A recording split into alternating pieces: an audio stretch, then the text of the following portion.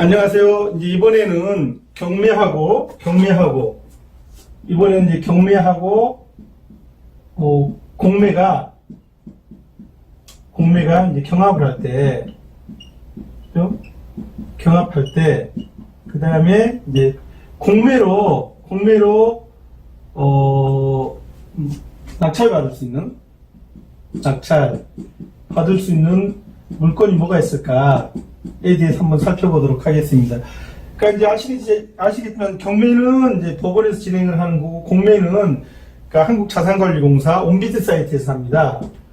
온비드 사이트에 이렇게 되나요? 온비드 사이트에 들어가서 보시면 이제 그 공매 물건 이제 보실 수 있으세요.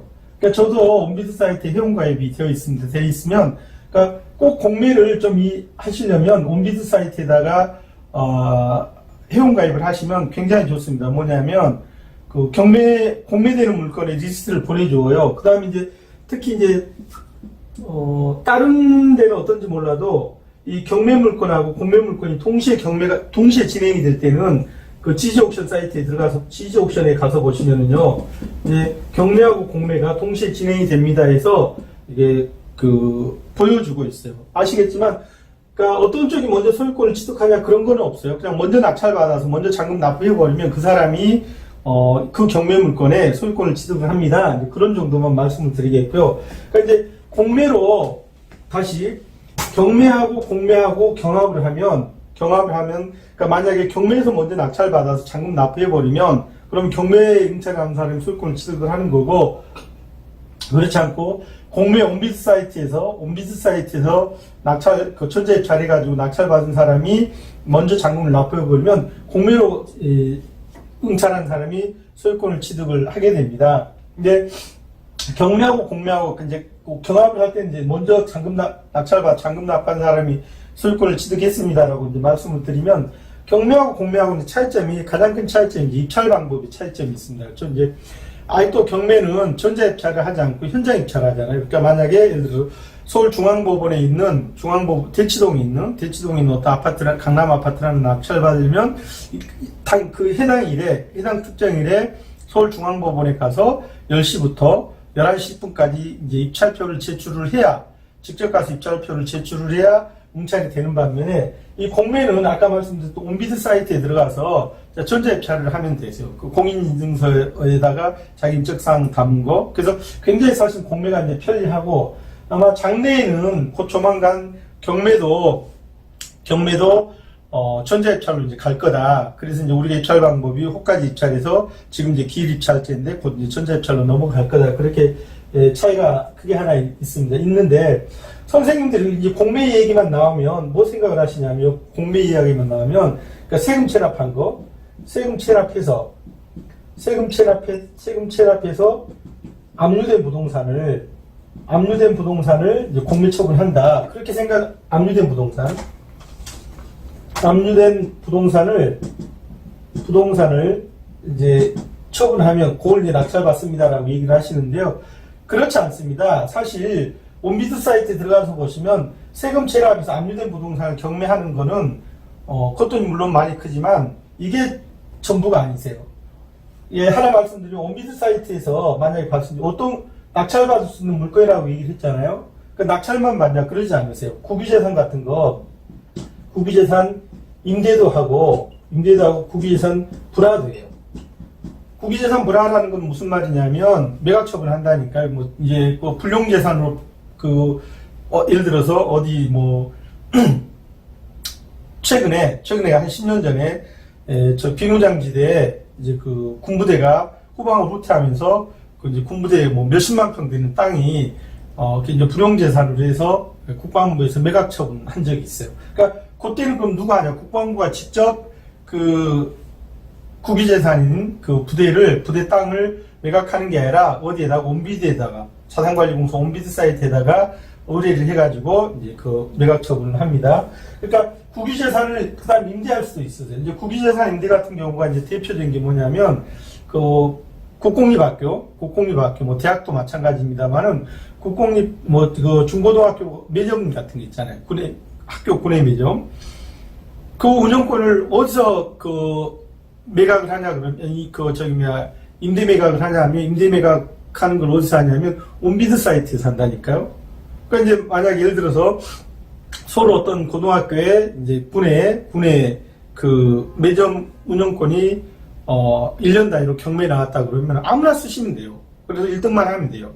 그러면 그게 이제 처음 하시는 분들은 잘 모르니까 이제 이 온비드 사이트 그 담당 들어가서 보시면 그 사건을 관할하는 그 담당 직원이 있습니다. 담당 직원한테 그게 이전에 그 1년이면 1년 맞습니다. 1년 하고 다시 1년은 이제 같은 조건으로 계약할 수 있으니까 1년 동안 그 임대 응찰 가격이 얼마냐라고 그것도 알려줍니다. 그래서 세금 체납으로 압류된 부동산은 사실 일부고, 그 다음에 이제 공매 사이트에 들어가서 보시면 사실 공매 사이트에서 그렇게 말하는 게 빠를 것 같아요. 낙찰받을 수 있는 거, 그 다음에 빌릴 수 없는 거. 그러니까 공매로 낙찰받을 수 없는 거, 받을 수 없는 거하고 없는 것하고 빌릴 수 없는 거. 빌릴 수 없는 것이 어떤 것인가를 그냥 설명하는 훨씬 더 이해가 빠를 것 같아서요. 공매 사이트에서 그러니까 낙찰받을 수 없는 거하고 임대에서 사용할 수 없는 게 딱 하나 있으세요. 뭐다? 사람만 취급을 안 한다. 노예 시장이 없잖아요, 우리나라는. 그래서 사람만 빌려 쓰고 사람만 그 받을 수 없고 나머지는 다 할 수 있어요. 쉽게 말하면 무슨 말이냐면 우리 선생님들 이제 해외여행 좋아하시잖아요. 갔다 오실 때 이제 비싼 가방 하나 사오시다가 이제 뭐 예를 들어 인천이라고 했는데 인천세관에 걸렸어. 뺏겼어. 언제까지 과태료라고 그러나요? 뭐 과태료겠네요. 물고 찾아가래. 안 찾아갔어. 그럼 어떻게 하나요? 뭐 이제 세관 직원들이 가방이라든지 옷이라든지 이런 걸 보는 다 전문가랍니다. 무슨 말이냐면 공항에서 압류되는 물건은 뭐가 없다? 가짜가 없다 해요. 술도 마찬가지고 시계도 마찬가지고 뭐 핸드백 같은 것도 마찬가지고 보석도 마찬가지입니다. 그러니까 공항에서 압류당했습니다라고 얘기를 하면 그럼 어떻다? 진품이다 그거라니까요. 짝퉁이 아니라는 얘기거든요. 그럼 생각해 보세요. 이제 몰수했어요.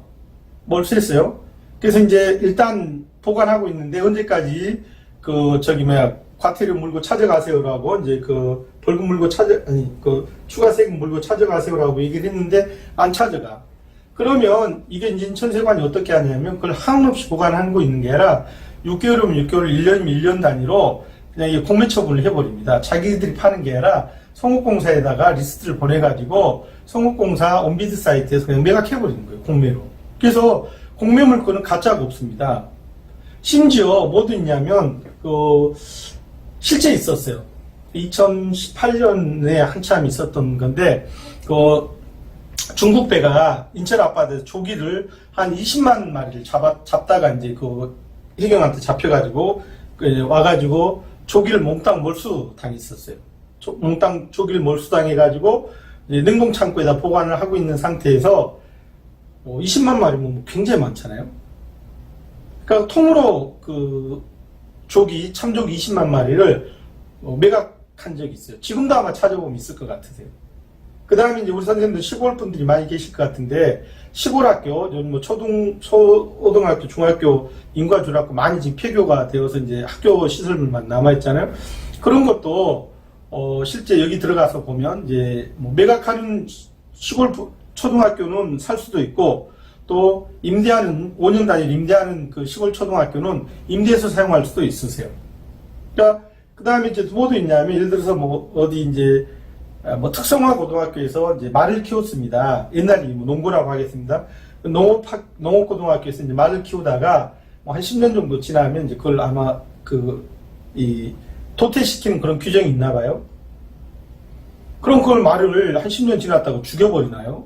안 한다니까요. 안 하고 어떻게 하냐면 이 온비드 사이트에 올려가지고 왜냐하면 국립농업고등학교에서 사용한 그 말은 국가 거잖아요.